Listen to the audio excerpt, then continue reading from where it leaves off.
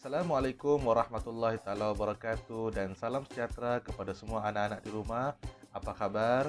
Mudah-mudahan semuanya sehat walafiat di sisi keluarga tercinta. Saya, Cikgu Muhammad Jabalul Hifari, akan bersama Anda pada hari ini dalam pengajaran dan pembelajaran Bahasa Melayu tahun 3. Baiklah, sebelum kita memulakan pembelajaran kita pada hari ini, marilah sama-sama kita membaca doa sebelum belajar.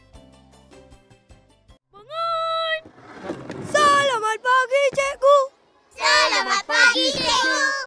Allahumma aftah alaina hikmataka waishur alaina min khazaini rahmatika ya arhamar rahimin. Baiklah, hari ini kita akan melihat cara membina ayat dengan menggunakan teknik skop. Skop, S yang pertama merujuk kepada siapa? K merujuk kepada kata kerja. O merujuk kepada objek dan P merujuk kepada penerangan. S merujuk kepada siapa, yaitu frasa nama ataupun kata nama.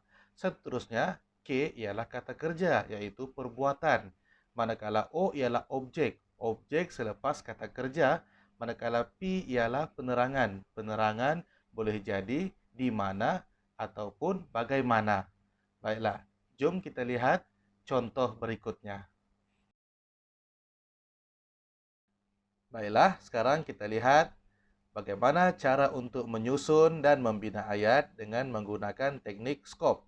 Oke, kita susun yang pertama sekali ialah S, yaitu siapa. Siapa kita letakkan satu kata nama, siapa sahaja. Contoh di sini cikgu letak Aiman. Kemudian diikuti dengan yang kedua yaitu K, kata kerja. Kata kerja sama ada perbuatan ataupun apa sahaja aktiviti yang dilakukan. Contoh cikgu letak di sini ialah menyapu. Seterusnya diikuti dengan O, yaitu objek.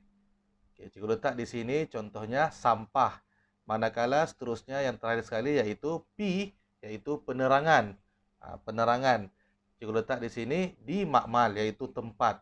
Jadi bila kita susun ayat kita, maka jadilah Aiman menyapu sampah di makmal. Begitulah mudahnya membina ayat dengan menggunakan teknik skop. Baiklah, seterusnya kita lihat pula bagaimana cara untuk kita membina ayat berdasarkan gambar. Jom.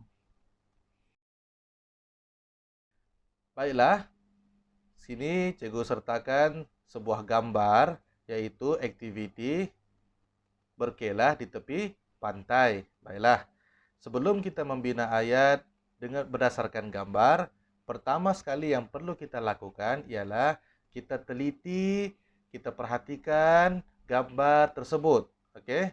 Kita perhatikan gambar tersebut dengan teliti dan kita cam setiap aktiviti yang terdapat di dalam gambar tersebut.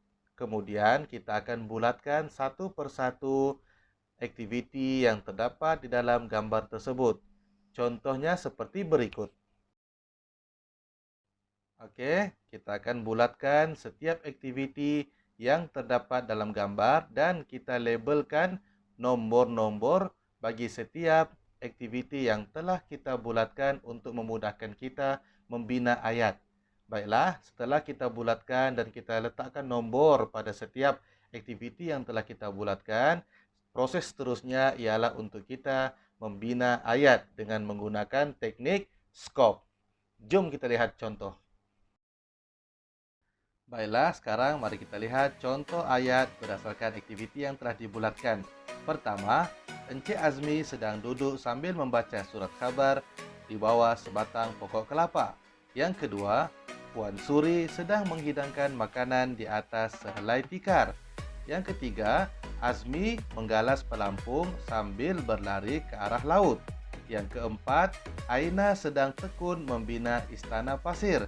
Dan yang kelima, Aisyah sedang gigih mengutip kulit siput lalu dimasukkan ke dalam bekas.